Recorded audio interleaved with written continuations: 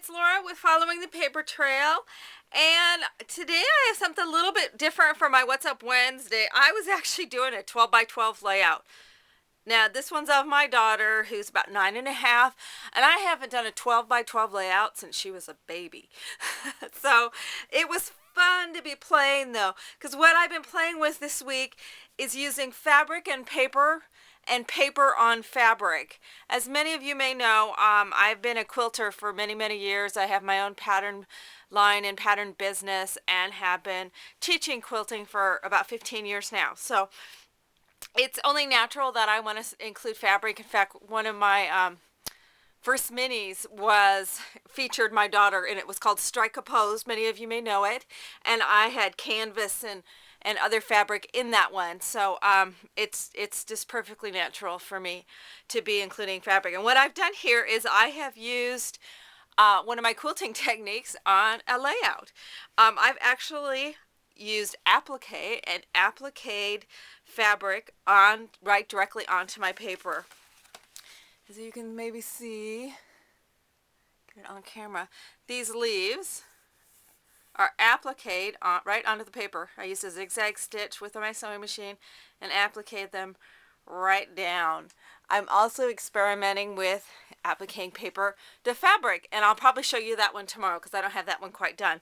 But I have been having so much fun with this. It's kind of, a hybrid of the two worlds. You're starting to see more and more with products that are coming out, a meshing of the two. It's not two separate worlds, but they're starting to come together. You're starting to see more and more paper, more and more fabric showing up in paper crafting, but you're also seeing some of the techniques used in scrapbooking and some mixed media really starting to show up more and more in especially the art quilting stuff. But anyway, how I did this is very similar to how I do it when I'm doing an applique for quilting.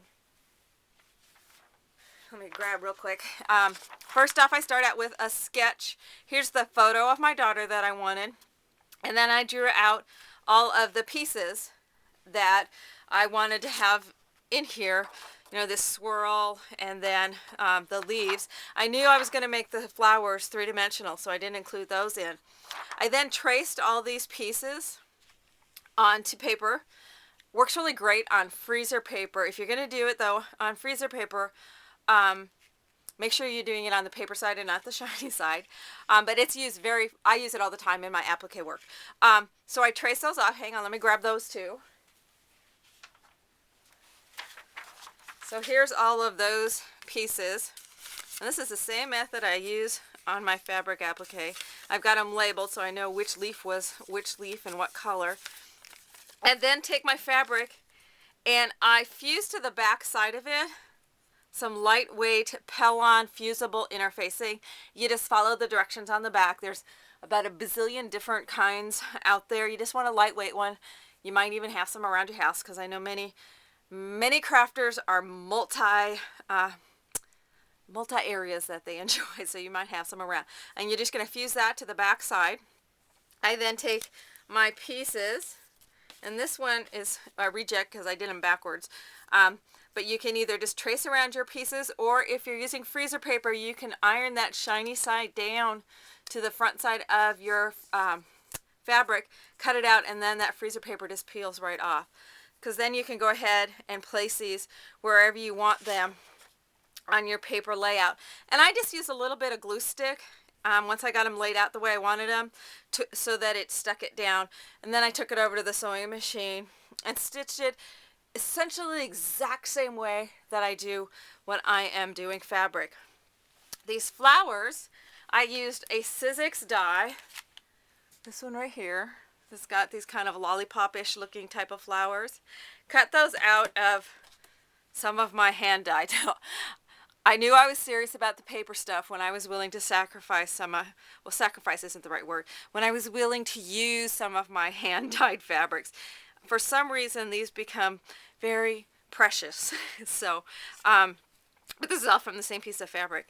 So that makes it really cool. You get all these different colors all in the same piece of fabric. I love doing hand-dyed fabrics. Tons of fun. This is one of my hand-dyes, but I also have some real good friends who have businesses doing hand-dyes.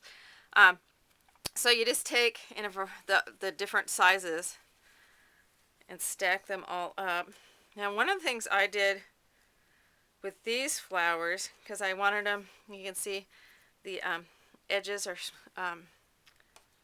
pinked. I used my pinking shears. Oh, come on, I tried to grab one of these flowers off here on the side. And I just did the 4 layers of the different dyes. And then I just put through the center, I pinked those little edges so that it gave it that ziggy-zaggy edge on it. And because I wanted them to have some dimension, because they were just kind of flat, I just put a brad through the center. And then when I get silk flowers, and I don't have any more because I used the ones that I had stashed away, when you get some silk flowers, if they're flowers that kind of are poofed up and they have a little piece of plastic in them to kind of hold them into a shape, that's what I have on the underneath side. Let me see if I can pull that. See, it's got a little thinger back there. Let me see if I can hold this up and show you. See, there's a little plastic guide that cups up a little bit. So that made all my little flowers cup up. I then, out of some Graphic 45 paper, I cut out some butterflies. This is from their Botanica, and this is from their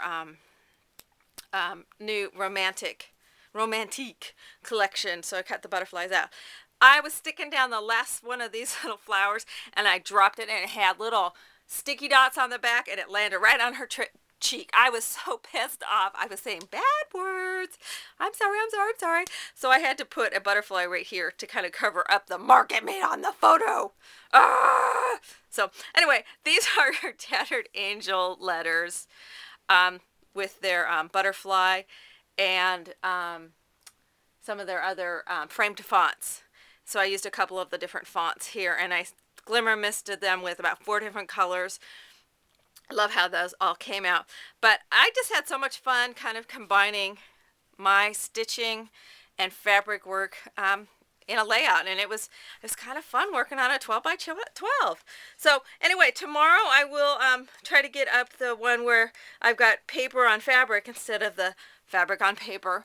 I also want to let you know I am going to be doing kind of a dry run, test run of my Ustream on Saturday at 4 o'clock Pacific Standard Time. You'll have to go to my blog to get the address on how to get there. It will also give you information. If you want to be in the chat, you need to sign up, set up an account so that you can log in. Super easy. Walks you right on through. It's not difficult. But I'm going to do it at 4 o'clock Pacific time. I'm going to try to put on my blog as well a converter that tells you what time it is where you are. If it's 4 o'clock in Seattle, what time is it, you know, in Auckland, New Zealand or something like that, or, you know, London, England, or Miami, Florida, you know. So I've seen those, and I'll try to get that linked in on my blog, hopefully. This technology thing is hopefully not going to get the best of me. But anyway, I'm going to do a test run. It's probably going to be a demo. I'm also thinking about maybe doing a bit of a color class. I've taught color classes with quilting for years and years and years, so it would be not too hard to switch it over. So kind of leave me a comment whether you're interested in me doing kind of a color theory class or just a quick little demo. I will be scheduling some classes down the road, but I just want to get my feet wet trying out this Ustream and see if it works. I'm not leaving YouTube. Ustream is in addition to YouTube. So anyway, check out my blog for more information about that on this Saturday, the 27th.